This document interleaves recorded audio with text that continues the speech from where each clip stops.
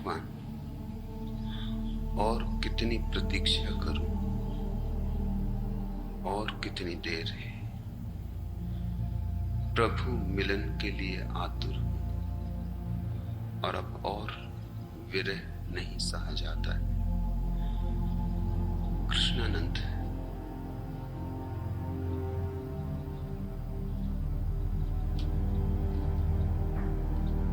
प्रभु के लिए अनंत प्रतीक्षा की तैयारी चाहिए। ऐसा नहीं है कि अनंत प्रतीक्षा करनी होती है। अनंत प्रतीक्षा की तैयारी हो तो क्षण भर में भी क्रांति घट सकती है, लेकिन जल्दबाजी हो तो अनंत काल तक भी नहीं घटेगी। जल्दबाजी में बाधा है। जितना अधेरी करोगे उतनी देर हो जाएगी, क्योंकि अधेरी चित्त को अशांत रखता है।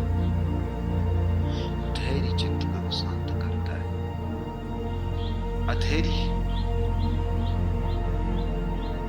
चित्त को विह्वल करता है, चित्त में तरंगें उठाता है, आंधियां और तूफान। और ऐसे चित्त में परमात्मा आना भी चाहे तो कैसे आए? चित्त चाहिए शांत झील जैसा, जरा सी भी तरंग न हो। ईश्वर को पाने का विचार भी वासना के अतिरिक्त और कुछ भी नहीं। ये वासना का नया रूप, ये वासना का नया ढंग, ये पुरानी ही वासना है, नया वेश। कभी धन पाना चाहते थे तो अधेरी था, जल्दी मिल जाए, लॉटरी खुल जाए। धंधा तक करने की शांति नहीं थी, जुआ ही खेल ले।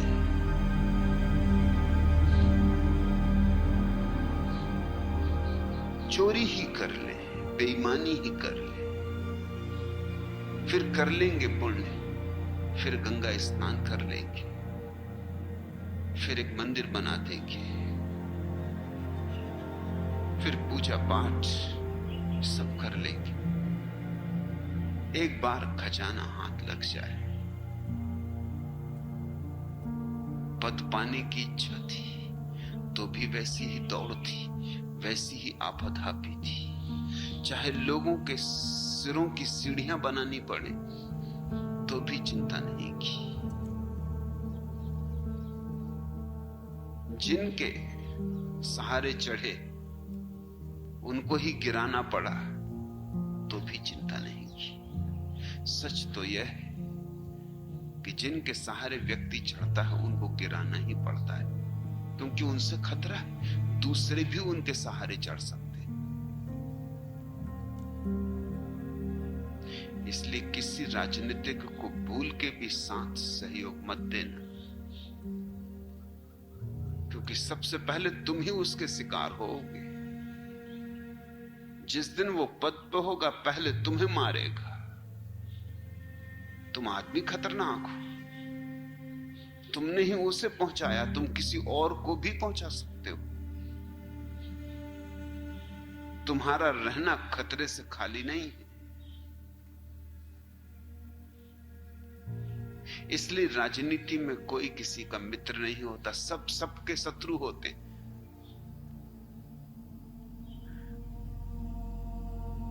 पद है, धन है, यश है, उस सब से किसी तरह छूटे, मगर बात वही की वही पुरानी रही। लेबल बदला, रंग बदला, कपड़े बदल दिए, मगर वासना को समझा नहीं तुमने। वासना का अर्थ होता है और मिले और मिले। जितना है कम, जो है कम है। वासना अर्थात शाश्वत अतृप्ति। वासना का अर्थ जल्दी मिले, बहुत देर हुई जा रही है। क्षण भर भी प्रतीक्षा नहीं वासना करना चाहिए। क्षण भर भी प्रतीक्षा करनी पड़े तो आग जलने लगती है बेचैनी की, बुखार चढ़ाता है, उत्तप्त हो जाते हो, क्रुद्ध हो उठते हो।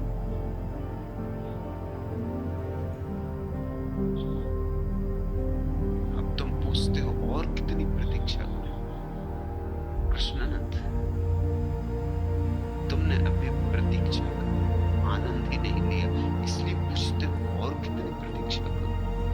परमात्मा की प्रतीक्षा आनंद है, सौभाग्य है। इससे बड़ी और क्या धन्यता है? ये परमात्मा को पाने से भी बड़ा सौभाग्य परमात्मा की प्रतीक्षा, उसकी इंतजारी। और जो लुत्फ इंतजारी में, वो पाने में भी नहीं। जो आंखें बिछाकर राह देखने में, जो द्वार दरवाजे खोलकर, जागकर, प्रार्थना पूर्ण हृदय से, निमंत्रण भेजकर, पलक पांवड़े बिछाकर बैठने में, वह पाने में भी नहीं। जिस दिन तुम्हें प्रतीक्षा आनंदपूर्ण हो उठेगी, क्या ऐसा पूछोगे और कितनी प्रतीक्षा करो? जिस दिन प्रतीक्षा आनंदपूर्ण हो उठेगी, उस दिन परमात्मा का मिलन भी हो जाएगा। क्योंकि जब प्रतीक्षा भी आनंद हो गई तो क्रांति घट गई। अब ये पुरानी वासना न रही, अब ये वासना ही न रही। चित्त वासना से मुक्त हो गया। अब तुम्हारे भीतर और की मांग नहीं, जल्दी भी नहीं। न मांग है न जल्दी। अब तो तुमने कहा जो तेरी मर्जी, आज आए तो स्वागत, कल आए तो स्वागत, परसों आए तो स्वागत, कभी ना आए तो स्वागत। ऐसे अनंत धैर्य का ही नाम प्रार्थना है। प्रार्थना प्रतीक्षा की गहनता का नाम। तुम तो प्रार्थना थोड़ी करते हो, वासना ही करते हो। यह मिल जाए, वह मिल जाए। प्रार्थना का अर्थ होता है जितना तूने दिया है उसके लिए धन्यवाद, और वासना का अर्थ होता है जो भी तूने दिया कम, मेरी योग्यता से कम, दूसरों को ज्यादा दे दिया, जिनकी कोई योग्यता नहीं, कोई पात्रता नहीं। प्रार्थना का अर्थ होता है कि मुझ अपात्र को इतना दिया, इतना कि मेरी झोली में समाता नहीं, कि मेरी झोली छोटी पड़ी जाती है, कि मेरी आत्मा छोटी पड़ी जाती है, कि तू है कि बरसाए चला जाता है। रखूं तो कहां रखूं, भरूं तो कहां रखूं, ये मोतियों को कहां संभालूं, ये खजाने कहां बचाता फिरूं, और तू है कि दिए चला जाता है सुबह और सांझ, न दिन देखे न रात, अहिर्निश दे रहा है, प्रति श्वास दे रहा है। प्रार्थना का अर्थ होता है धन्यवाद, और वासना का अर्थ होता है शिकायत। ये तो शिकायत हो गई कृष्णानंद। तुम कहते हो और कितनी प्रतीक्षा करो। तुम तो ये कह रहे हो कि मैं पात्र, सब भांति योग किया, ध्यान किया, तप किया, त्याग किया, और अब भी देर हो रही, और अजामिल जैसे तर गए, जिंदगी भर पाप किया, पुण्य की जिन्हें गंध नहीं थी, प्रभु का कभी स्मरण नहीं किया था। मरते वक्त उस महापापी अजामिल ने अपने बेटे को बुलाया। बेटे का नाम नारायण था। चूंकि बेटे का नाम नारायण था, ऊपर के नारायण धोखे में आ गए और अजामिल ने अपने बेटे को बुलाया था। और निश्चित ही अजामिल ने बुलाया होगा बताने को कि धन कहां गड़ा रखा है और चोरी का कोई नुस्खा, डांके का कोई ढंग, कोई आखिरी राज जो जिंदगी भर उसने किया था, बेटे को भी सिखा जाना चाहता हो। आखिर और क्या, मरते वक्त आदमी की सारी जिंदगी का निचोड़ आ जाता है।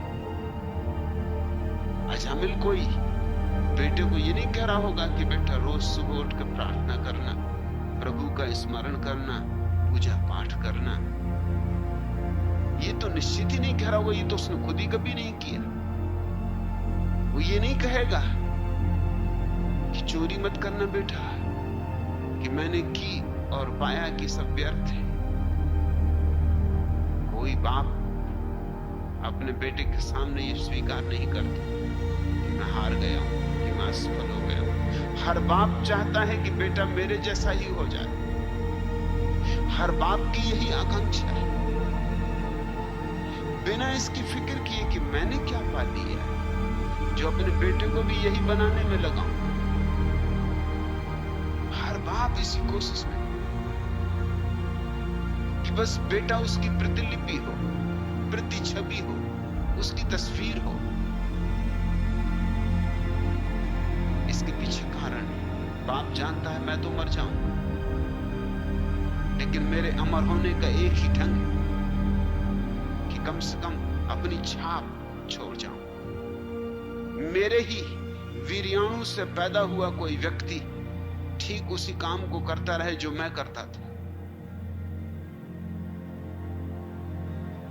इसलिए हर बाप अपनी अधूरी महत्वाकांक्षाओं को अपने बेटों के कंधों पर लाद जाता है, अपने सब रोग अपने बेटों को दे जाता है। और बेटे मजबूर है, अवश्य असहाय स्वीकार करना होता है। और करेंगे भी क्या?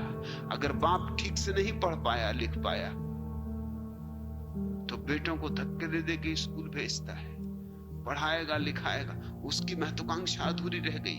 वो सोचता है पढ़ लिख लेता तो पता नहीं और कितने करोड़ इकट्ठे कर लेता। इतने जो करोड़ इकट्ठे किए, इनसे कोई तृप्ति नहीं हुई, और न मालूम कितने करोड़ इकट्ठे कर लेता। बेपढ़े लिखे बाप बेटों के साथ बहुत धक्कम धुक्की करते, उनको पढ़ा लिखा के ही रहेंगे।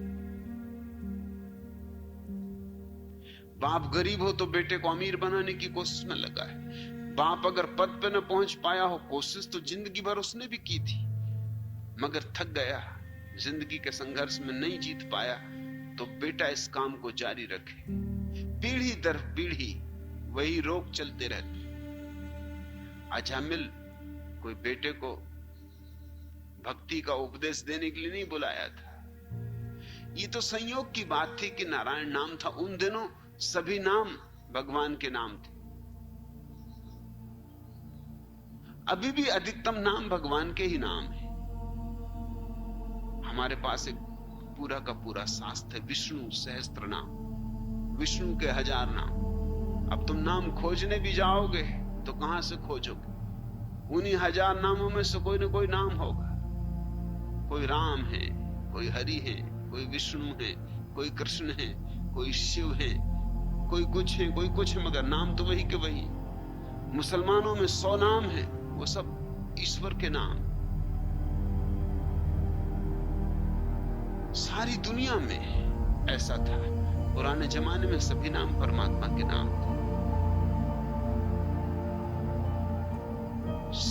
संयोग वसात नाम नारायण था। लेकिन ऊपर के नारायण ने समझा कि अजामिल को आखिरी समय में बुद्धि आ गई, हद हो गई। ऊपर का नारायण भी धोखा खा गया। ऊपर के नारायण को भी इतनी आसानी से धोखा दिया जा सकता है। सो अजामिल मरा और सीधा वैकुंठ लोक गया। जरूर चालबाजों ने ये कहानी गढ़ी होगी, बेईमानों ने ये कहानी गढ़ी होगी, पंडित पुरोहितों ने ये कहानी गढ़ी होगी, मत घबराओ, अरे मरते वक्त भी अगर गंगा जल मुंह में पड़ गया तो बस सब ठीक है।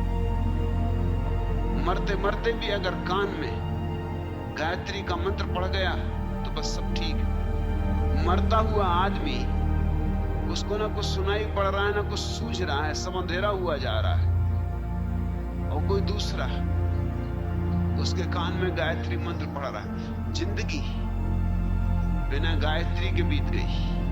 अब आशा की जा रही कि गायत्री मरते वक्त नौका बन जाएगी। राजामल की कथा, सो तुमको लगता होगा कृष्ण क्या और में कितनी प्रतीक्षा।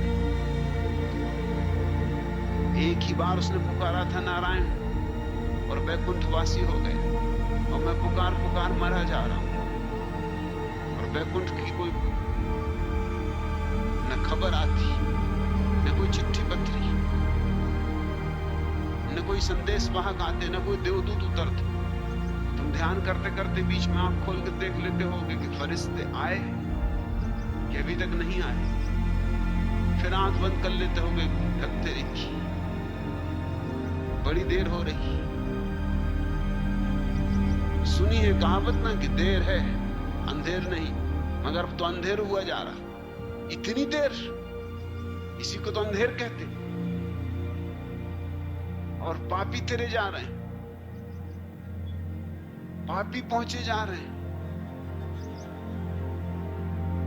और तुम चिल्ला चिल्ला के मरे जा रहे हो कि हे पतित पावन। और बहरा हुआ बैठा है बिल्कुल, कोई खोज खबर नहीं लेता। सुदिन आने तो दूर, रोज रोज दुर्दिन आते, रोज रोज मुसीबतें आती। नहीं, ये प्रतीक्षा नहीं, तुमने भी प्रार्थना ही नहीं जानी, तुमने भी प्रतीक्षा का रस नहीं पिया, तुमने प्रतीक्षा का प्रेम नहीं सीखा। धन्यवाद दो, जीवन दिया उसने, तुमने धन्यवाद दिया। ये आंखें दी उसने जिनसे सूरज को देखो, चांद तारों को देखो, इस विराट विश्व के सौंदर्य को देखो। ये कान दिए उसने कि सुनो नाद को, कि सुनो चारों तरफ व्याप्त अनाहत को। धन्यवाद दिया तुमने। सौंदर्य को देखने और परखने की संवेदना दी, जीवन को अनुभव करने का बोध दिया, चैतन्य दिया। धन्यवाद दिया तुमने। नहीं, जो हमारे पास है उसके लिए हम धन्यवाद नहीं देते। अगर तुमसे कोई कहे कि लाओ एक आंख बेच दो, कितने दाम में देने को राजी होगे? गरीब से गरीब आदमी भी कहेगा कि किसी कीमत पे अपनी आंख नहीं बेच सकता। अरे आंख जैसी चीज कोई बेची जाती। एक आदमी मर रहा था, आत्महत्या कर रहा था। एक फकीर ने उसको पकड़ लिया कि ये क्या करता भाई? उसने कहा छोड़ दो मुझे छोड़ दो, मैं तो मरूंगा। उसने कहा कि तू मर जाना, तुझे मैं नहीं रोक रहा हूं, मगर जाते जाते मेरा थोड़ा भला कर जा, इसमें तेरा क्या बिगड़ता? उस आदमी ने कहा क्या भला? उसने कहा कि तुझे तो मरना ही है ना। उसने कहा मैंने बिल्कुल निश्चय कर लिया, इसमें कोई शक सुबह नहीं। उसने कहा इतना काम करे, 2-3 घंटे और रह जाए, इतने दिन रहा मेरे लिए। उस आदमी ने करना क्या पड़ेगा? उसने कहा तू जस्ट मेरे साथ आ। वो उसको सम्राट के पास ले गया। सम्राट फकीर वक्त था। सम्राट के कान में कुछ फुसफुसाया और सम्राट से बोला कि इस आदमी की आंखें खरीद। सम्राट ने कहा कितने लेगा, क्या पैसे लेगा? उस आदमी ने कहा आंखें। तुमने समझा क्या है? आंखें जैसी बहुमूल्य चीज पैसों में बिकती। सम्राट ने कहा लाख ले ले, 10 लाख ले ले, 50 लाख ले ले, करोड़ ले ले। उस आदमी ने कहा करोड़? अरे तू अरब दे तो मैं अपनी आंख नहीं दे सकता। उस फकीर ने कहा भाई क्या कर रहा है तू? अभी नदी में कूद के मर रहा था, उसमें आंख भी चली जाती। ये सम्राट सब चीजें लेने को तैयार है, आंख भी लेगा, कान भी लेगा, हाथ भी लेगा, दांत भी लेगा, नाक भी लेगा, हम सब बेचे दे रहे हैं। यही तो मैंने तुझसे कहा कि तू इतना मेरा भला कर जा, जाते जाते तू तो मुफ्त में नदी में डूब ही जा रहा है, तो मुझे तेरी बिक्री कर लेने दे, मैं जिंदगी भर का फकीर अमीर हुआ जाता हूं, तू मजे से मर। मैं वहां बैठे इसलिए था कि कोई आ जाए नदी के किनारे मरने तो मैं बेच लूं, तू आ गया। यही तो मेरी प्रार्थना थी भगवान की, सुन ही लेता है अगर करते रहो करते रहो करते रहो। आकर उसने तुझे बेच दिया, अब तू नटा जा रहा है। उस आदमी को तब बोध आया कि मैं क्या कर रहा हूं। उसने कहा मुझे नहीं मरना, मैं अपने घर जा रहा हूं, न मुझे आंख बेचनी न मुझे मरना। आज मुझे पहली बार पता चला कि जीवन कितना बहुमूल्य। ऐसी ही कहानी सिकंदर के संबंध में है कि जब वो भारत आ रहा था तो एक रेगिस्तान में भटक गया।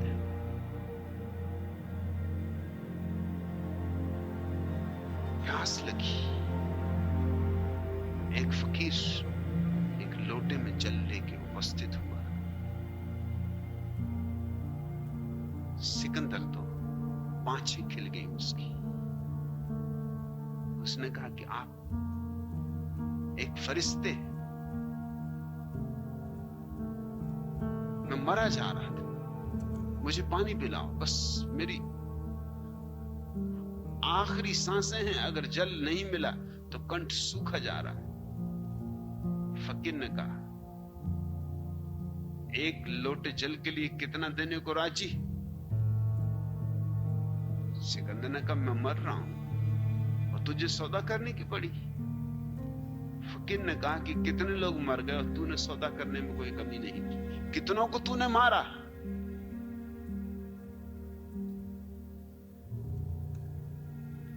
मैं कोई तुझे मार नहीं रहा हूं, मेरे पास लोटा भर जल, लेना हो ले ले।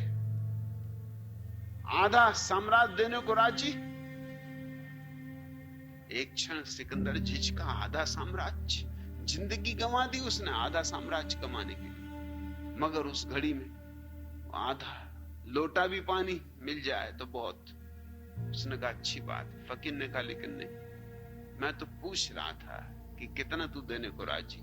पूरा लूंगा तो पूरा लोटा पानी दूंगा। पूरा साम्राज्य देने को राजी? और सिकंदर ने बेमन से कहा, लेकिन कहा कि हाँ, लेकिन पानी तो राज्य तुम ले लो। उस फकीर ने कहा कि पानी तो ऐसे ही ले ले, मैं तो सिर्फ ये कह रहा था कि इस राज्य की कीमत कितनी? एक लोटा जल से ज्यादा नहीं, जिसके लिए तूने जीवन कमा लिया। जीवन की कितनी कीमत है? हम धन्यवाद देना सीखें, हम थोड़ा पहचानना सीखें हमारे जीवन का कितनी अपूर्व वर्षा हमारे ऊपर वरदानों की होती रही, हो रही, प्रतिपल हो रही। आशीष ही आशीष बरसता है। जिस दिन तुम उन आशीषों के लिए धन्यवाद दोगे, उस दिन तुमने प्रार्थना सीखी कृष्णा, और प्रार्थना तत्क्षण पूरी हो जाती, मगर प्रार्थना में यह भाव होता ही नहीं कब पूरी होगी। और तुम पूछते हो और कितनी देर? प्रार्थना में समय मिट जाता है, देर अबेर की बात का ना। तुमने प्रार्थना की ही नहीं अभी तक। जब भी प्रार्थना करोगे समय से मुक्त हो जाओ, समय के बाहर हो जाओ, घड़ी बंद हो जाएगी, सब घड़ी की टिक टिक हो जाएगी। इस सदी में जो बड़ी से बड़ी खोजें दुनिया में हुई, उनमें अल्बर्ट आइंस्टीन का सापेक्षवाद का सिद्धांत, थ्योरी ऑफ रिलेटिविटी, सिद्धांत बहुत कठिन है, जटिल है, होगा ही, क्योंकि जीवन की बहुत जटिलताओं को सुलझाने की चेष्टा है। और जब भी उससे कोई पूछता था तो वो बड़ी मुश्किल में पड़ जाता था कैसे समझाए। और हर कोई पूछता था, पार्टी में जाए, क्लब में जाए, मित्रों से मिले, बगीचे में घूमने जाए, कोई ना कोई रोक ले कि आप अल्बर्ट आइंस्टीन, कृपा करके ये आपका सापेक्षवाद का सिद्धांत क्या है, संक्षिप्त में बता दूं। अंततः उसने एक तरकीब निकाल ली थी। वो कहता था सापेक्षवाद का सिद्धांत बिल्कुल सरल, ये ऐसा है कि जैसे तुम्हारी प्रेयसी तुम्हें मिल गई वर्षों के बाद, जैसे मजनू को लैला मिली, दोनों हाथ में हाथ डाले बैठे, पूर्णिमा की रात, समुद्र का तट, ताजी और नमकीन हवाएं, मस्त वसंत की बहार, चारों तरफ सुगंध है, आकाश में बारात सजी है तारों की, और वो हाथ में हाथ दिए बैठे, तो समय जल्दी गुजर जाएगा कि धीरे धीरे गुजरेगा? समय बहुत जल्दी गुजर जाएगा, इतनी जल्दी गुजर जाएगा कि वो अपनी घड़ी देखेंगे कि घड़ी धोखा तो नहीं दे रही, इतनी तेजी से भागी जा रही। घंटा यूं गुजर जाएगा जैसे पल।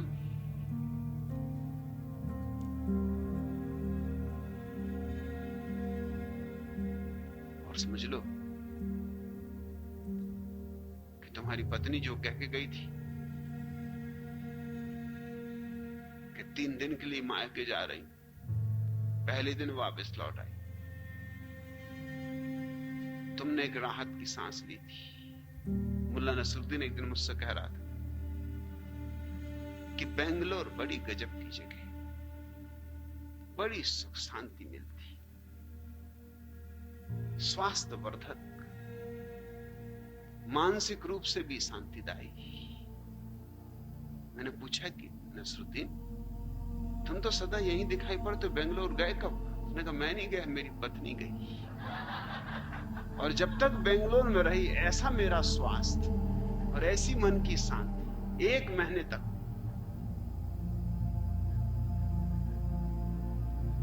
जो आनंद मैंने पाया है, वाह रे बंगलोर। अब समझो कि पत्नी पहले दिन ही आ जाती या स्टेशन से लौट आती कि दिल बदल गया, पत्नी हुआ क्या भरोसा।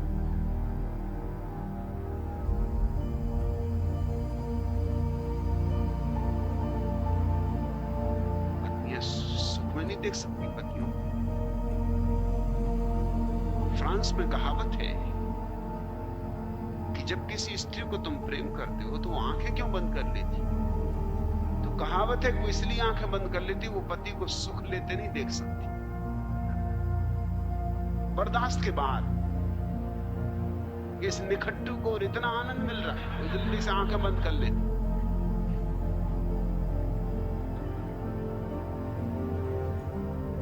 अल्बर्ट आइंस्टीन कहता था कि तुम्हारी पत्नी लौट आए जल्दी, आए कैसे, और उसके पास तुम्हें बैठना पड़े।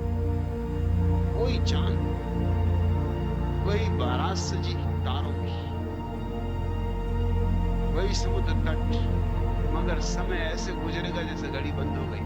तुम बार बार घड़ी कान से लगा के देखो, ये टिक टिक कर रही कि बंदी हो गई, चल रही कि नहीं चल रही, समय गुजरता ही ना लगे। इसको वो कहता था सापेक्षता। घड़ी तो अपने ढंग से ही चल रही, ना उसे प्रेयसी का पता, ना पत्नी का, घड़ी को क्या लेना देना। तुम सुख में हो तो समय जल्दी भागता मालूम पड़ता तुमको, तुम दुख में हो तो समय धीमे धीमे सरकता मालूम पड़ता, घसीटता मालूम पड़ता तुमको। समय तो उसी गति से जा रहा है। आइंस्टीन ये 2 ही उदाहरण लेता था कि तीसरे का उसको पता नहीं, काश उसने कभी ध्यान किया होता तो वो जानता कि ऐसा भी भाव का लोग है जहां ना समय भागता है ना घसीटता है, समय होता ही, समय शून्य हो जाता। प्रेसी के पास घड़ी तेजी से चलती, पत्नी के पास धीमे धीमे चलती, ध्यान में चलती ही नहीं। ठहरी जा। कहां की पूछ रहे हो बात कि और कितनी देर? उतनी ही देर है जब तक तुम्हें ये समय का बोध है। बस उतनी ही देर है, ये समय का बोध चाहने दो।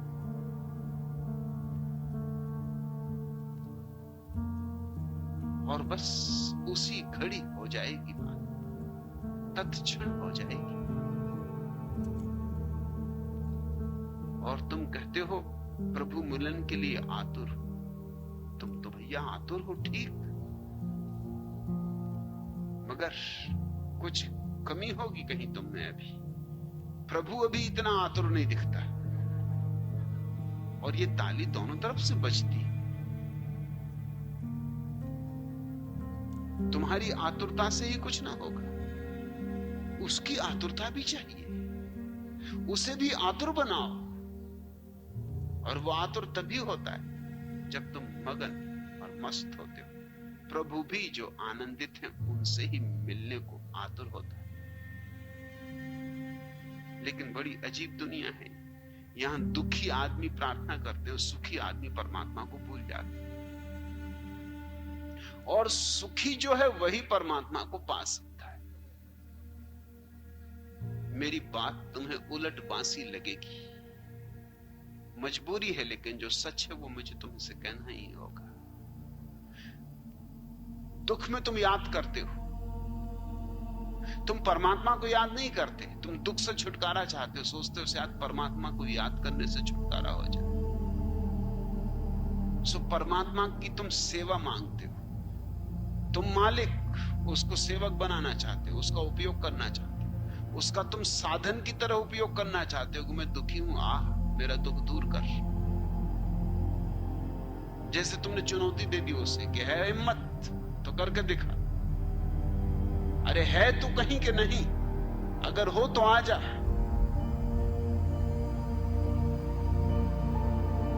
लेकिन जब तुम दुख में होते हो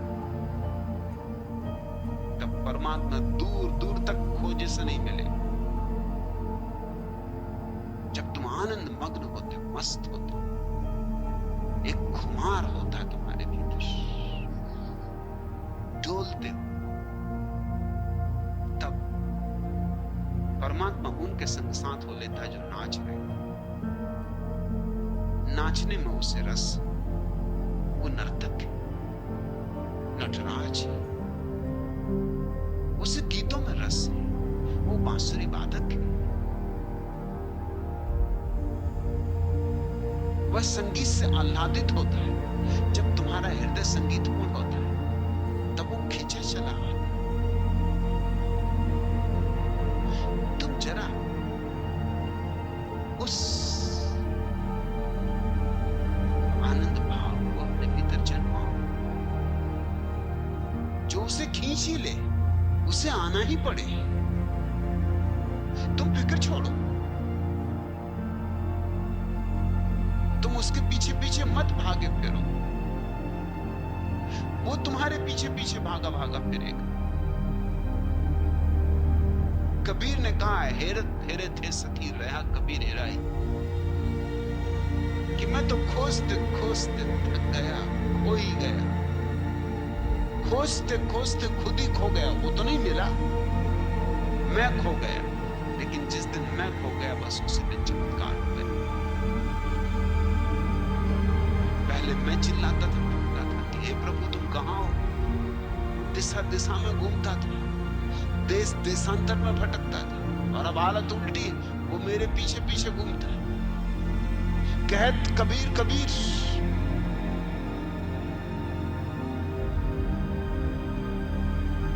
तुम आनंद को जन्माओ, तुम्हारे भीतर फूल खिलने दो चैतन्य के, तुम्हारी सुगंध उठने दो, तुम मंदिर बनो, और प्रार्थना और प्रतीक्षा तुम्हें मंदिर बना देगी।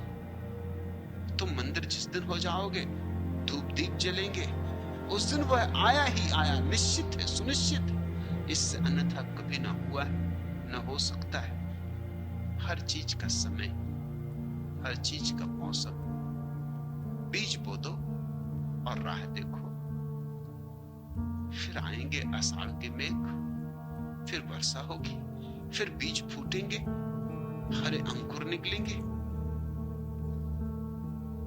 फिर आएगा समय मधुमास का, फूल भी लगेंगे,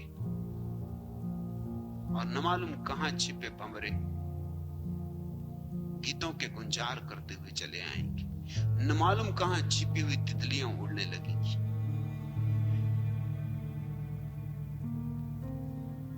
जब जब भी बोए हैं फूल, उग आए हैं बबूल, धरती की फटी छाती की दरारों से पनप आए अविश्वास के कैक्टस व सूल।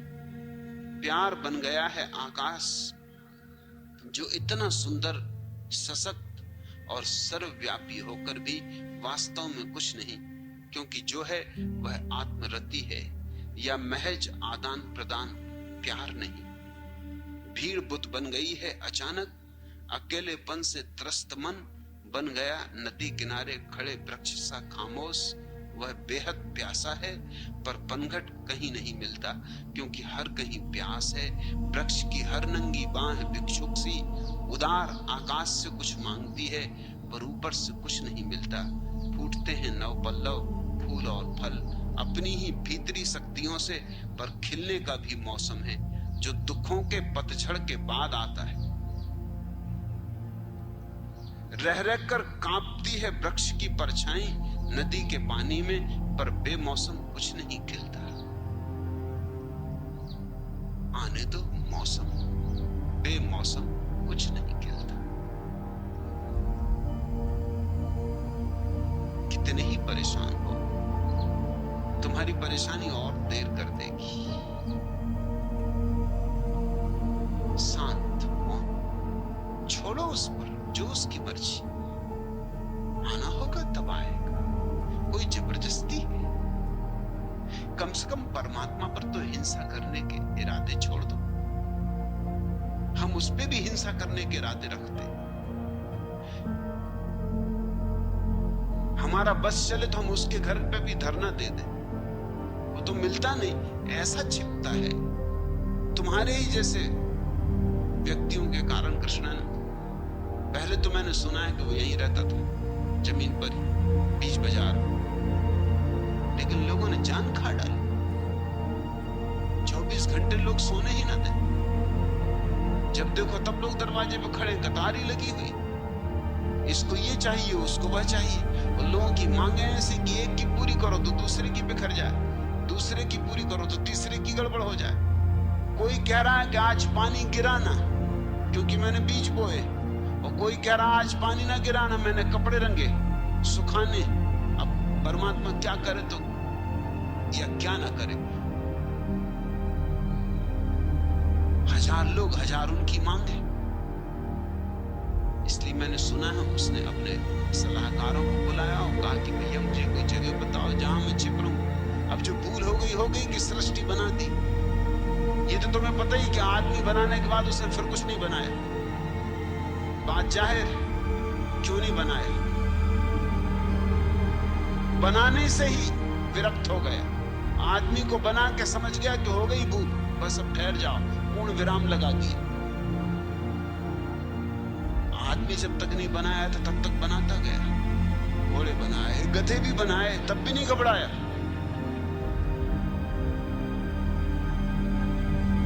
शेर बनाए, बंदर बनाए, भालू बनाए, नहीं घबराया। बड़ा मस्त था, बनाते ही चला गया, बनाते ही चला गया। उसी धुन में, उसी मस्ती में, उसी भूल में आदमी को बना गए। और बस आदमी ने ऐसी मुसीबत की उसकी कि सलाहकारों से सलाह लेनी पड़ी कि कहां छिप जाऊं, कोई जगह बताओ। एक सलाहकार ने कहा आप ऐसा करें कि गौरी शंकर हिमालय के शिखर पे बैठ जाए। उसने कहा तुम्हें पता नहीं, मैं तो आगे तक की देखता हूं। अरे थोड़े दिनों बाद ही होगा, एक आदमी तेंजिंग और एक आदमी हिलेरी, वो दोनों चढ़ जाएंगे। और एक दफा 2 आदमी पहुंच गए कि बाकी के आने में कितनी देर, जल्दी बसें वगैरह आएंगी, होटलें खुल जाएंगी, सिनेमा घर बन जाएंगे, मेरी जान ये वहीं खाएंगे। इससे कुछ ज्यादा देर मामला नहीं टलेगा। थोड़ी देर के लिए अस्थाई उपाय समझ लो। मैं चाहता हूं कोई स्थायी उपाय, आदमी से बचने का कोई स्थायी उपाय। किसी ने कहा चांद पे चले जाओ, उसने कहा तुम भी नहीं समझे, और 2 दिन की देरी समझो, चांद पे पहुंचेंगे। ये छोड़ने वाले नहीं कहीं। तब एक बूढ़े सलाहकार ने उसके कान में कहा, आप ऐसा करो, आदमी के भीतर छिप जाओ। और ये बात उसे जच गई और तब से वो आदमी के भीतर छिप गया, क्योंकि उस बूढ़े आदमी ने उससे कहा कि एक जगह पर आदमी कभी नहीं जाएगा, अपने भीतर, और सब जगह जाएगा और दुनिया छान मारेगा, अपने भीतर कभी नहीं जाएगा। कृष्णानंद वो वहीं छिपा बैठा। तुम कहां आंखें टकटकी लगाए बैठे हो? आकाश में तारों से आएगा कि मक्का मदीना से आएगा कि काशी कैलाश से आएगा कि गिरनार शिखर जी से आएगा? तुम कहां आंखें अटकाए बैठे हो? आंख बंद करो और मौन शांति में डूबो, आनंद मग्न अपने भीतर, जितनी गहराई में बैठ सको बैठ जाओ, वहीं तुम उसे पाओगे। वो वहां मौजूद ही है। न देर है न अंधेर है, सिर्फ तुम ठीक जगह पहुंच जाओ, तुम ठीक हो जाओ, तुम्हारे तार ठीक बैठ जाएं, तुम सरगम में आ जाओ, तुम्हारा साज ठीक बैठ जाए, बस धुन बज उठेगी, गीत झर उठेगी, फूल खिल उठेगी।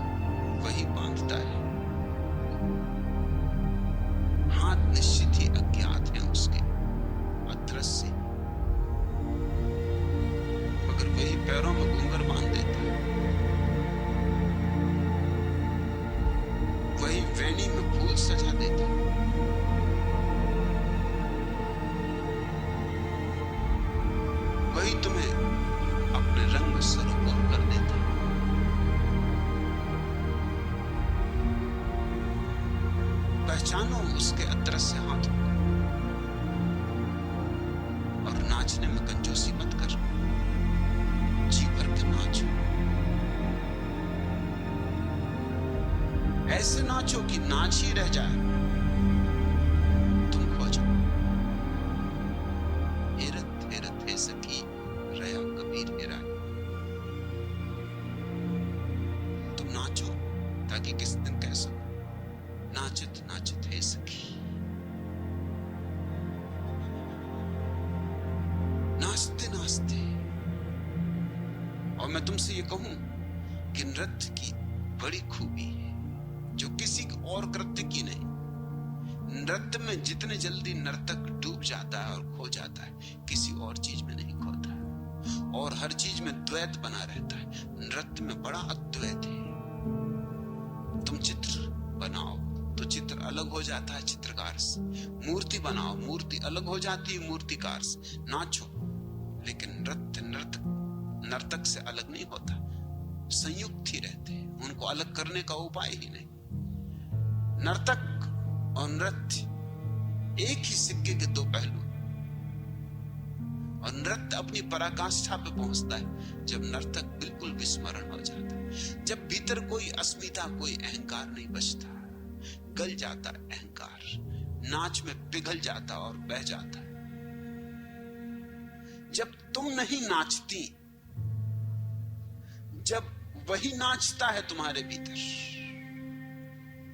शुभ घड़ी आई, शुभ दिन आया, फिर समार सितार लो, बांध कर फिर ठाठ अपने अंक पर झंकार दो, फिर समार सितार लो, शब्द के कलिदल खुले, गति पवन भर कांप थर थर, भीड़ भ्रमरावरी धुले, गीत परिमल बहे निर्मल, फिर बहार बहार हो, फिर समार सितार लो, स्वप्न ज्यों सज्जाए, यह तरी, यह सरित, यह तट, यह गगन समुदाय, कमल वलित सरल द्रगजल, हार का उपहार हो, फिर समार सितार लो, बांध कर फिर ठाठ अपने अंक पर झंकार दो, फिर समार सितार लो। मैं इसी को तो सीता संन्यास कहता हूं। नृत्य की इस कला को डूब जाने, अपने को विसर्जित, विस्मृत कर देने की इस अद्भुत प्रक्रिया को, संन्यास मेरे लिए त्याग नहीं है, संन्यास मेरे लिए परमात्मा का भोग है। संन्यास मेरे लिए परमात्मा के साथ साथ इस विराट विश्व के महारास में सम्मिलित हो जाना। नाचती रहो, नाचते नाचते एक दिन पाओगी कि मिल गया वह जिसकी तलाश थी, और अपने भीतर ही मिल गया। और नाचते नाचते जो मिलता हो उसे रोते रोते क्यों पाना? नाचते नाचते जो मिलता हो उसे उदास और गंभीर होके क्यों पाना? हंसते हंसते जो मिलता हो उसे लोग नाक ही धुनी रमाए बैठे, जैसे परमात्मा कोई दुष्ट और तुम्हें सताने को आतुर है।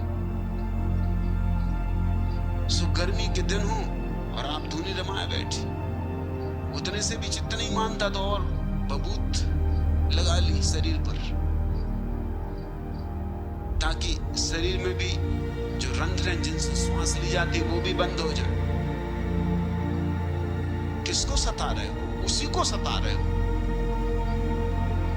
और इतने से भी चित्त नहीं मानता तो सिर के बल खड़े, चारों तरफ धुनी लगा ली है, शरीर पे भूत रमा ली, बिल्कुल भूत बन गए हैं, और अब सिर के बल खड़े। सिर के बल ही खड़ा करना होता उसे, तो पैर के बल काहे के लिए खड़ा करता? तुम उसमें भी सुधार करने की कोशिश में लगे।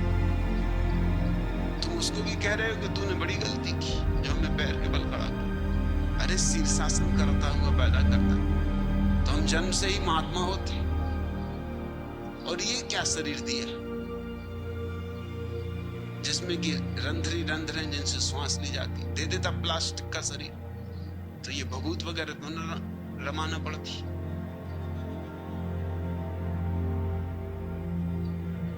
क्यों सता रहे हो अपने को? लोग उपवास कर रहे हैं, भूखे मर रहे हैं और सोच रहे हैं कि इस तरह परमात्मा प्रसन्न होगा। तुम क्या सोचते हो कि परमात्मा कोई दुखवादी, कोई सैडिस्ट, कि तुम अपने को सताओ तो प्रसन्न हो? तो लोग अपने गालों में भाले भोंक लेते हैं, कांटों पे सो जाते हैं, अंगारों पे चलते हैं। ये सब कोशिशें चल रही हैं उसको प्रसन्न करने की। और मैं तुमसे कह देता हूं, अगर वो कहीं भी हो तो तुमसे बचेगा।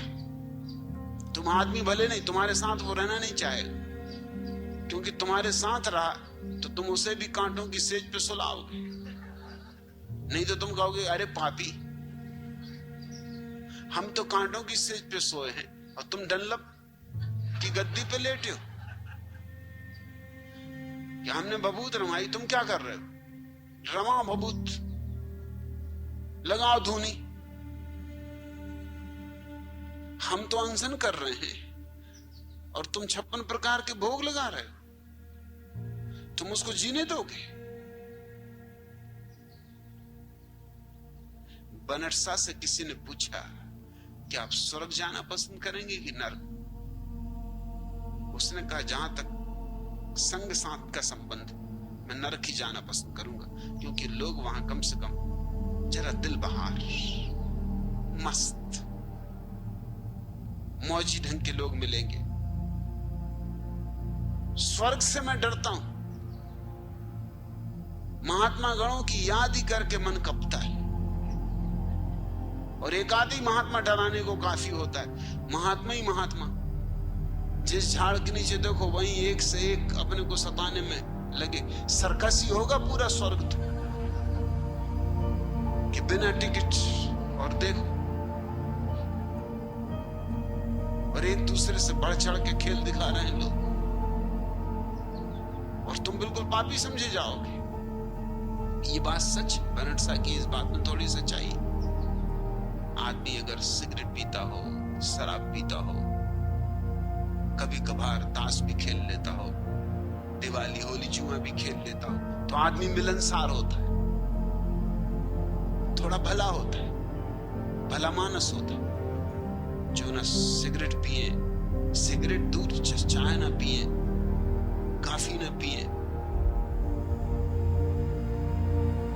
जुए की बात कर रहे हो, जो ताश भी ना खेले, अरे ताश की बात कर रहे हो, जो तुम्हें ताश हाथ में लिए देख ले तो इस तरह देखे कि सड़ोगे नरक में। इस तरह के आदमियों को लोग दूर से नमस्कार करते, क्योंकि इस तरह के आदमी के साथ रहना बड़ा मुश्किल हो जाता है। अगर तुम्हें 24 घंटे इनके साथ रहना पड़े, ये तुम्हारा जीवन नरक बना दे। इसलिए महात्माओं के पास कोई रहता नहीं, जल्दी से पैर छुए और भागे। ये तरकीब है कि महात्मा जी आप भी जियो, हम भी जिए। Live and let live. आपको जो करना आप करो, हमको जो करना हम करें। आप बड़ा काम कर रहे हैं, नमस्कार।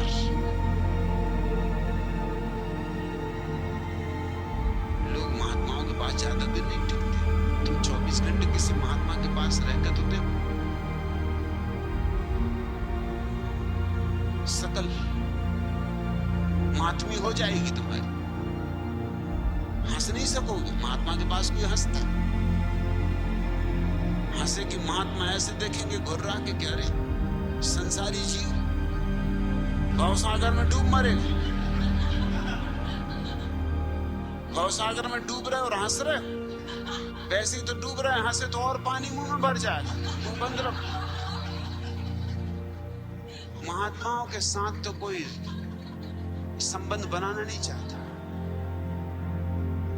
उनसे बचने की एक ही तरकीब, जल्दी से पांच हो, महात्मा आशीर्वाद दो और भागे।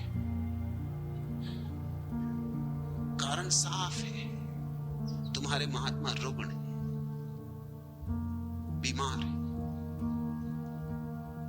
मानसिक रूप से व्याधिग्रस्त, इनको चिकित्सा की आवश्यकता है। जिनकी हंसी खो गई, इनसे आदमी बचना चाहते, इनसे परमात्मा भी बचना चाहे।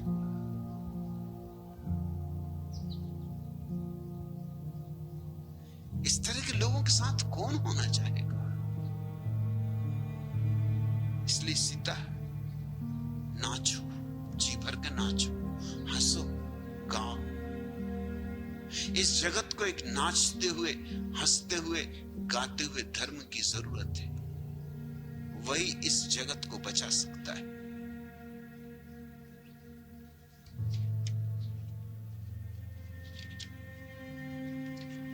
तीसरा प्रश्न,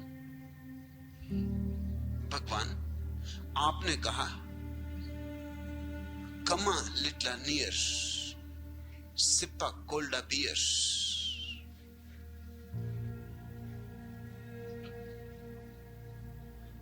मैं आपसे कहता हूं भगवान, I am here, where is the beer?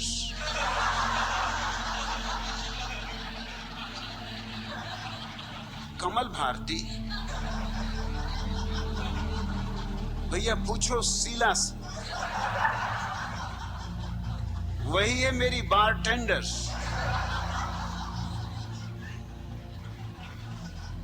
पर तुम्हारे संतोष के लिए कहता हूं, आर यू रियली हियर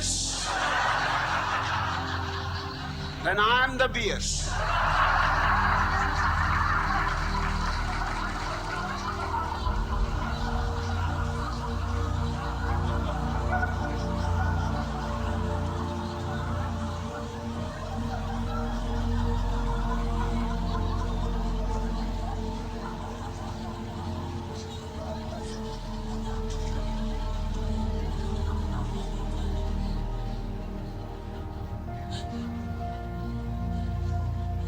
अब तो बहुत गंभीर और तात्विक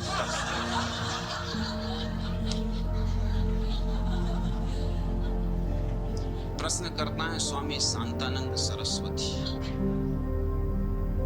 जब से आए हैं प्रश्नों पर प्रश्न लिख के भेजे जा रहे हैं।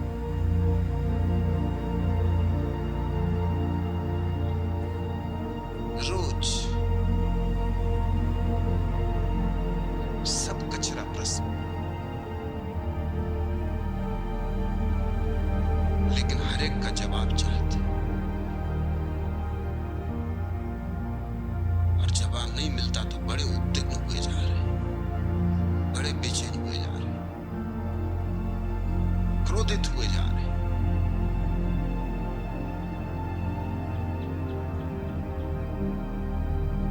इसके पहले कि उनके दो प्रश्न तुम्हें पढ़ के सुनाऊं, उनको मैं जवाब दूं, कुछ बातें कह देनी जरूरी, क्योंकि और भी लोग होंगे जिनके प्रश्न आते हैं और जिन्हें जवाब नहीं मिलते। पहली तो बात, तुमने पूछ लिया, इतना भर काफी नहीं है जवाब पाने के लिए। मैं अपनी मौज का आदमी, तुम्हारा कोई गुलाम नहीं। तुम पूछने को स्वतंत्र हो, मैं जवाब देने को स्वतंत्र हूं। तुम या ना तुम, मैंने कोई ठेका नहीं लिया कि तुम्हारे सारे प्रश्नों के जवाब दूं। इसलिए किसी को नाराज होने या किसी को परेशान होने की जरा भी आवश्यकता नहीं। मैं तुम्हें मजबूर नहीं कर सकता कि प्रश्न पूछो, तुम मुझे मजबूर कर सकते हो कि मैं जवाब दूं। यहां बहुत हैं जो कभी नहीं पूछते, तो उनको क्या मैं कह सकता हूं कि क्यों नहीं पूछते? पूछते हो कि नहीं पूछते? पूछना पड़ेगा, क्योंकि मुझे जवाब देना। वो भी स्वतंत्र हैं, उनकी मौज, नहीं पूछते। तुम्हारी मौज, तुम पूछते हो, लेकिन जवाब देना ना देना मेरी मालकियत है। तुमने पूछ लिया, इतना भर काफी नहीं है कि तुम्हें जवाब मिलना ही चाहिए। मैं अपने ढंग से सोचता हूं, मैं देने योग्य जवाब मानता हूं तो जवाब देता हूं, देने योग्य नहीं मानता तो नहीं देता हूं। नाराज होने का कोई कारण नहीं। बहुत ज्यादा नाराजगी हो, दरवाजा खुला है, दरवाजे के बाहर। भीतर आने पे पाबंदी है, बाहर जाने पे कोई पाबंदी नहीं है।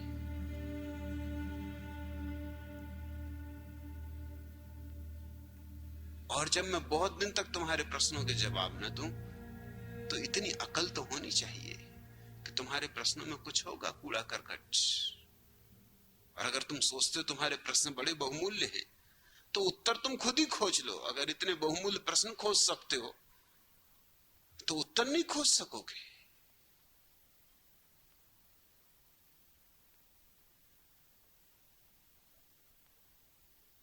पहला प्रश्न, भगवान, बंधी परंपराओं के विरुद्ध आपके विचार बहुत अच्छे व प्रेरणादायी लगते, किंतु माला और भगवे कपड़े में बांधने के आपके प्रयास में हमें परंपरा की बू मालूम पड़ती। हमें लगता है कि भगवान का संबोधन स्वीकार करने और माला तथा भगवे रंग के कपड़ों को देने के पीछे आपकी एक पीर पैगंबर या अवतारी पुरुष होने की वासना छिपी हुई। यह मेरा नितांत भ्रम भी हो सकता है, कृपा करके इसका निवारण करें। शांतानंद सरस्वती, सबसे पहला काम तो तुम ये करो कि माला छोड़ो और गेरुए वस्त्र छोड़ो। जिस चीज में तुम्हें परंपरा की बू आती हो उसमें उलझना क्यों? मैं तुम्हें बुलाने नहीं गया, मेरी कोई उत्सुकता नहीं है कि तुम सन्यासी हो।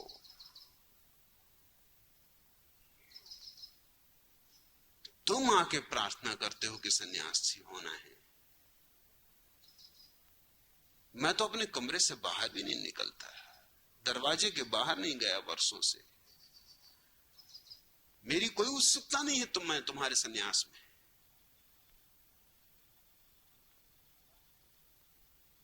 तुम माला और गिरवे वस्त्र छोड़ दो, क्यों इस परेशानी में पड़ना? जिस चीज में बू आती हो परंपरा की तुम्हें, तुमसे कहता कौन है उलझो? और अगर तुम्हारी हिम्मत न पड़ती हो माला छोड़ने की, तो संत महाराज को मैं कह देता हूं, तुम जब बाहर जाओगे दरवाजे के, वो माला तुमसे वापस ले लेंगे ताकि तुम्हारा छुटकारा हो। इस तरह के लोगों को मैं यहां चाहता भी नहीं, मेरा कोई भी रस नहीं है इस तरह के लोगों में। मैंने गैरिक वस्त्र इसीलिए चुने कि गैरिक वस्त्रों को परंपरा ने बदनाम कर दिया। मैं गैरिक वस्त्रों को चुन के परंपरा से मुक्त कर रहा हूं। गैरिक वस्त्र प्यारे वस्त्र, बड़े प्रतीकात्मक वस्त्र। गैरिक रंग वसंत का रंग है।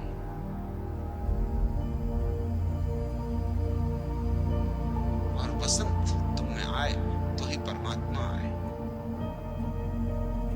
गैरिक रंग सूर्योदय का रंग है। तुम्हारे भीतर भी ध्यान का सूर्य दो तो परमात्मा तुम्हारे भीतर आए।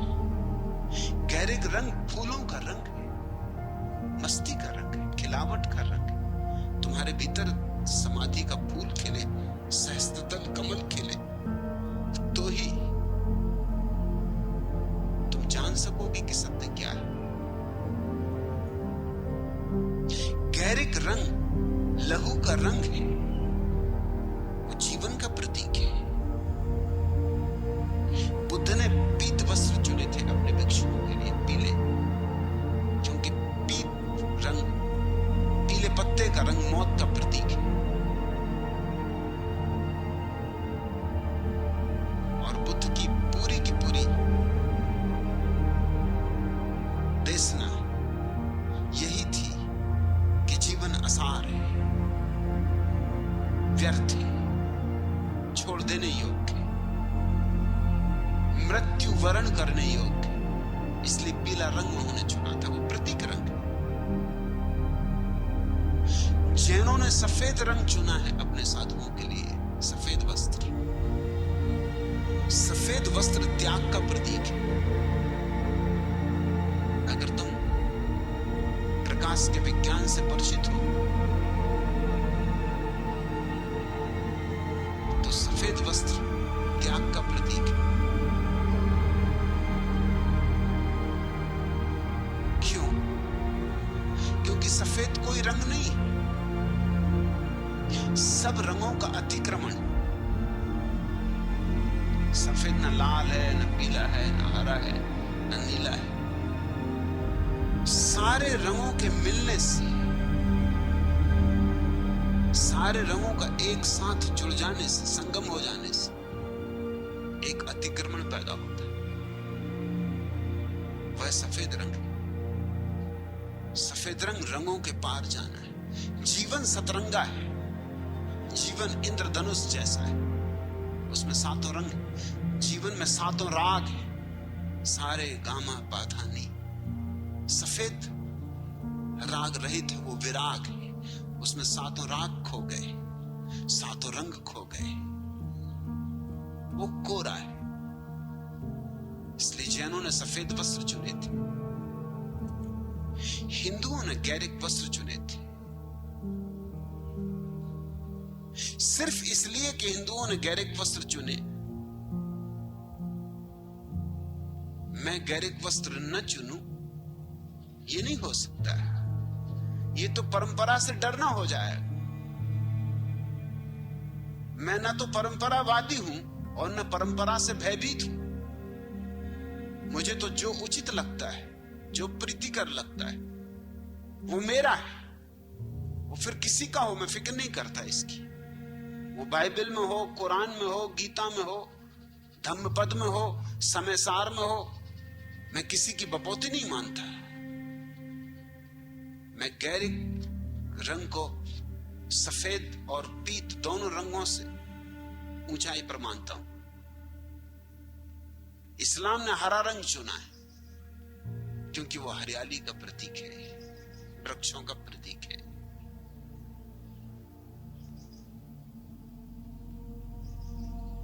लेकिन इन सारे रंगों पर विचार करने के बाद मुझे तो गैरिक जमा इसलिए नहीं चुना है कि वो परंपरा का प्रतीक है, क्योंकि मैं कोई हिंदू घर में पैदा नहीं हुआ। हिंदू होना मेरी परंपरा नहीं। मैं पैदा तो जैन घर में हुआ, लेकिन सफेद वस्त्र मैंने नहीं चुने, वो मेरे लिए परंपरागत वस्त्र थे। मैंने चुने गैरिक वस्त्र क्योंकि मुझे लगा इन सारे रंगों में गैरिक रंग की जितनी विधाएं हैं, जितना बहुआयामी है, उतना कोई दूसरा रंग नहीं। ये मुझे प्रीतिकर लगा, इसलिए मैंने चुना। और इसलिए भी कि मैं चाहता हूं कि पृथ्वी पे इतने गैरिक सन्यासी हो मेरे कि वो पुराने ढप के जो गैरिक सन्यासी डूब ही जाए, उनका पता चलना मुश्किल हो जाए। उन्हें मैं डुबाना चाहता हूं। मुक्तानंद, अखंडानंद, नित्यानंद, शिवानंद, इनको मैं डुबाना चाहता हूं। इसलिए मैं अपने सन्यासियों को नाम भी दे रहा हूं, शिवानंद, मुक्तानंद, नित्यानंद।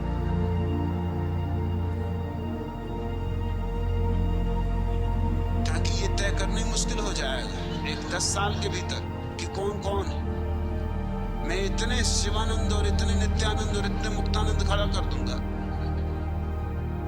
कि वो जो पिटे पिटाए मुक्तानंद थे इस भीड़भाड़ में कहीं खो जाएंगे, उनकी कुछ पूछ न रह जाएगी।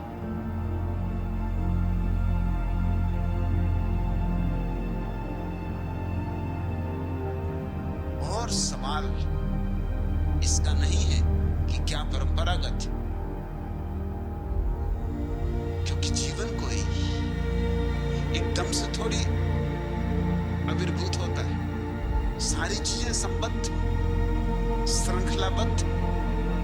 जो गंगा तुम प्रयाग में पाते हो वो गंगोत्री से चल रही, वही गंगा नहीं है लेकिन फिर भी वही है। दोनों बातें ध्यान में रखना। बहुत कुछ नया आ गया है उसमें, लेकिन शुरुआत, प्रारंभ, स्रोत तो पुराना ही। तो मेरा सन्यास प्राचीन से प्राचीन है और नवीन से नवीन। इसलिए मैंने पुराने से पुराना रंग चुना है उसके लिए और नए से नया ढंग चुना है उसके लिए। ये मेरा चुनाव है। तुम्हें प्रीतिकर लगे ठीक, तुम्हें प्रीतिकर ना लगे तुम छोड़ने को मुक्त। तुम पूछते हो कि भगवान का संबोधन स्वीकार करने, मैंने किसी का संबोधन स्वीकार नहीं किया। ये मेरी घोषणा है, ये किसी का संबोधन नहीं है। ये मेरी घोषणा है कि प्रत्येक व्यक्ति भगवान है। तो क्या तुम सोचते हो सिर्फ मैं अपने को अपवाद मान लूं कि मुझे छोड़ के सब व्यक्ति भगवान?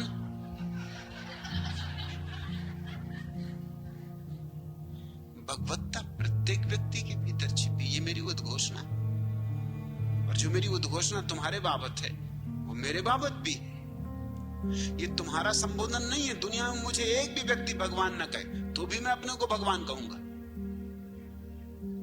मैं क्या कर सकता हूं इसमें? कोई कहे या ना कहे, ये तुम्हारी मौज। तुम्हें जो कहना हो। मुझे शैतान कहने वाले लोग हैं, ये मेरी उद्घोषणा है, ख्याल रखना। उपनिषद में जब ऋषियों ने घोषणा की अहम ब्रह्मास्मि, तो वो किसी का संबोधन नहीं है, वो कहते हैं मैं ब्रह्म हूं। जब अल हिल्लाज मंसूर ने उद्घोषणा की अनल हक कि मैं ईश्वर हूं, तो वो किसी का संबोधन नहीं है। तुम क्या संबोधन करोगे? तुम्हें अपना पता नहीं, तुम मुझे क्या संबोधन करोगे? तुम्हें अपने भीतर की भगवत्ता का बोध नहीं है, तुम मेरी भगवत्ता को कैसे पहचानोगे? मुझे मेरी भगवत्ता का बोध है, इसलिए तुम्हारी भगवत्ता को भी पहचानता हूं। और तुम कहते हो कि आप कि एक पीर पैगंबर या अवतारी पुरुष होने की वासना छिपी हुई। भगवान से ऊपर तो नहीं होते पीर पैगंबर।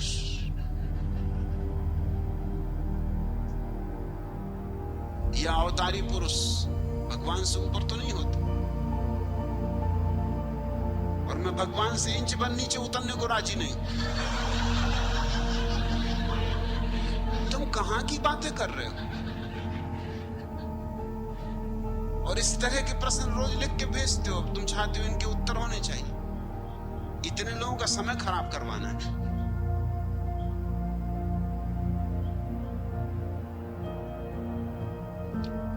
और दूसरा प्रश्न और भी अद्भुत, जो कि वो करीब करीब रोज लिख के भेजते, जिससे कि बहुत कुछ जाहिर होता है। पूछा है, आप संदेह की निवृत्ति के लिए हमें जूझने का आह्वान करते।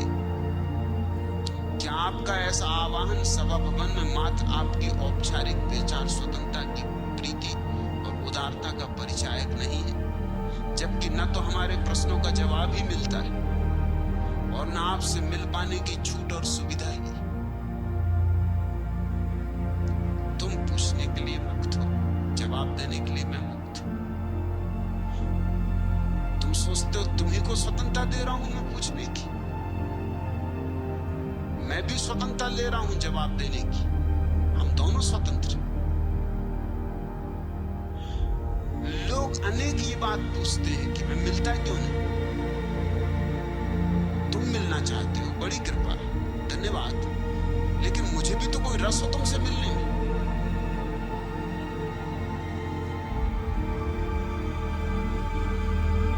तुम्हें देख के विराग पैदा होता है।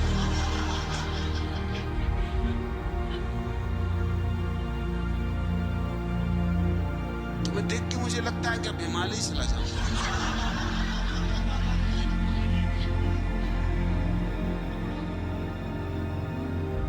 तुम्हें देख के मैं समझ जाता हूं क्यों ऋषि मुनि बेचारे भागते फिरे।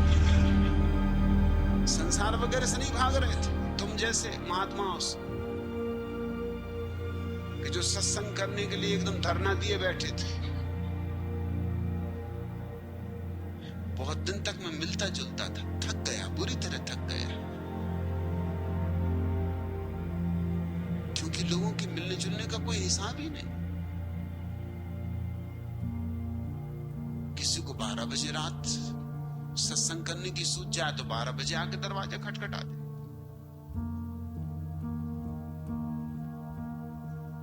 एक बार एक सज्जन 2 बजे रात आ गए, दरवाजा खटखटाया तो मैं समझा किसी मुसीबत में होंगे। दरवाजा खोला तो बोले कि असल बात यह कि मैं ट्रेन से जा रहा था, लेकिन ट्रेन चूक गया, तो सोचा कि चलो आपसे सत्संग ही कर। अब दूसरी गाड़ी तो सुबह 5 बजे जाएगी, तब तक सत्संग हो जाएगा। सो उन्होंने 2 बजे रात से लेके 5 बजे तक सत्संग किया।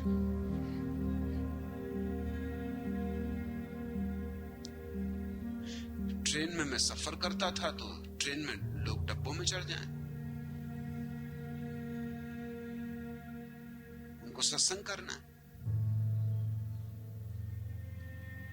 किसी को पैर ही दबाने।